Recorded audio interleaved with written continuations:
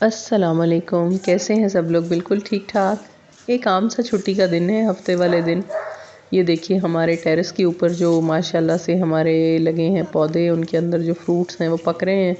और लीमू इतने ज़्यादा लगे हुए थे माशाल्लाह, 2 गमले हैं बड़े वाले। और मेरे हस्बैंड कितने दिनों से कह रहे थे कि इनको उतार लो क्योंकि ये ख़राब हो जाएंगे।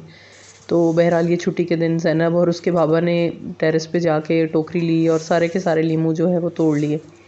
तो अब मैं अम्मी कह रही थी कि इनको जो है हम कर लेंगे, अचार डाल लेंगे, क्योंकि आजकल सर्दियां हैं तो लेमन का इस्तेमाल उस तरह से ज़्यादा तो नहीं है। ये छोटा है लेकिन फीला और है। आपको मेरी आवाज़ से तो वैसे ही पता चल जाता है, क्योंकि वो मेरा गला तकरीबन सारी सर्दियों में ही ख़राब रहता है। एलर्जी है, ऊपर से खुश्क मौसम है, तो खांसी जो है वो वैसे ही मेरी ख़त्म नहीं होती। जिस जगह वॉइस ओवर नहीं है वहाँ पे भी आपको पीछे जो है वो खांसी की बाबे आवाज़ आप मुसलसल क्या आती खा के रहेगी। तोड़ तो तोड़ बहरहाल यहाँ पे ये चलो टोकरी भरी इन्होंने और लेमन जो है वो ले आए। अगर किसी को ज़रूरत होंगे तो थोड़े बहुत मैं उनको दे दूँगी, और अदरवाइज़ जो है वो फिर मैं इनका अम्मी से कहूँगी कि वो अचार के अंदर डाल लें। ये देखिए जी माशाल्लाह कितने खूबसूरत लग रहे हैं।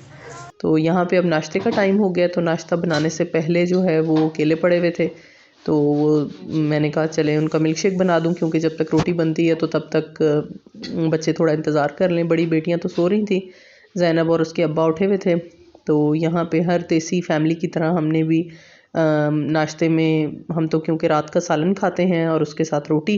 छुट्टी वाले दिन उठते उठते तकरीबन 11 साढ़े 11 बज जाते हैं, तो ये नाश्ता और वो लंच जो है वो इकट्ठा ही हो जाता है। तो यहाँ पे बच्चों के लिए चाय बना रही थी मैं, क्योंकि ज़ैनब पराठे के साथ जो है वो चाय खाती है, सॉरी चाय पीती है।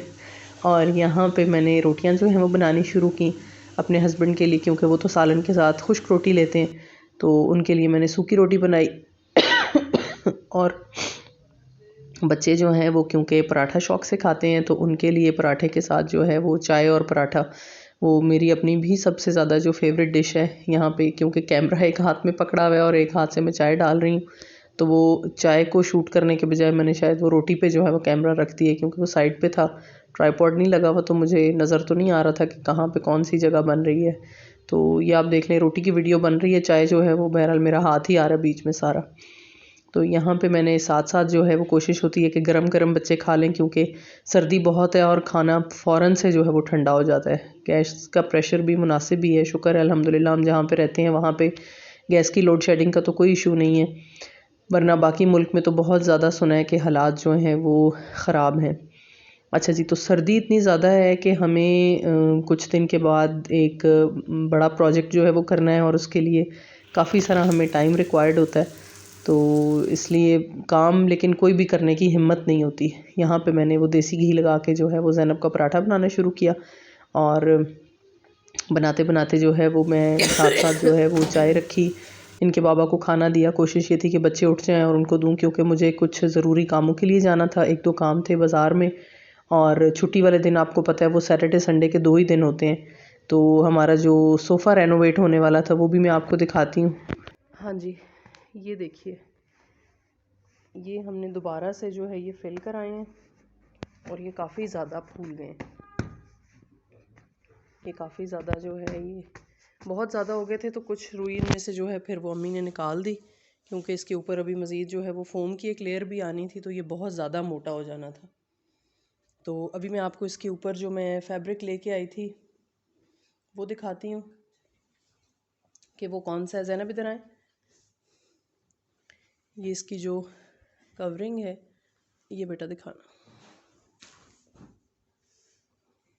ये देखिए, ये वो जो फ़ोम की शीट थी उसका ये कवर जो है ये सिल गया, और ये इस तरीके से इसके ऊपर, अगर मैं फैब्रिक आप करीब से देख लें, ये ऐसा है, बिल्कुल हल्के हल्के चेक्स से फ़ील होते हैं। जूट, ओरिजिनल जूट तो नहीं है, लेकिन जूट जिस तरह से होता है उस तरह से ही ये इसकी बुनती है। ये 500 मीटर जो है ये कपड़ा मिला है, और मेरे ख़्याल में तकरीबन 1.5 मीटर या 2 मीटर, मुझे एग्जैक्टली याद नहीं, इतना ही जो है इसके ऊपर लगा होगा।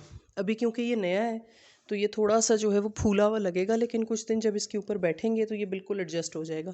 अच्छा, इसका कवर जो है उसका कलर इस सोफ़े के साथ बिल्कुल मैच करके, ये देख लें आप। यहाँ पे ये एक पुरानी बेडशीट की लेस थी जो अम्मी ने बेडशीट डिस्कार्ड की, तो उससे उतार के यहाँ पे लगा दी। इससे ये होगा कि ये नीचे जो ये वाले कुशन्स हैं ये इतने ज़्यादा विजिबल नहीं होंगे। अच्छा, इसके बाद जो शीट बच गई थी, जो हमने छोटे कुशन्स के कवर्स बनाने थे, वो बनाने के बजाय इसका हमने ये बैक रेस्ट तैयार कर लिए। इसको इस तरह से काट के, और ये जो कपड़ा बचा था ये अम्मी ने इसके ऊपर चढ़ा लिए। तो ये फाइनली जो है वो कुछ इस किस्म का दिखता है। अब कुछ मेरे पास ऐसे कुशन्स जो हैं ये मैरून और स्किन कलर में पड़े हुए थे, ये मैं इसके ऊपर रख दूँगी। अभी फ़िलहाल मुझे 2 ही मिले, बाकी कहीं ऊपर पड़े हैं, वो फिर चेक करके इसके ऊपर रख देंगे। तो ये इस तरह से ये फ़ोम की वजह से ये बहुत ज़्यादा जो है ये कंफर्टेबल और सॉफ्ट हो गया बैठने के लिए। ये फाइनली आप इसकी शक्ल देख लें, ये ऐसा लग रहा है। अच्छा, ये इसका सिंगल जो है ये सोफ़ा है, सिंगल जो इसकी सीट है वो काफ़ी बड़ी है और काफ़ी कंफर्टेबल है।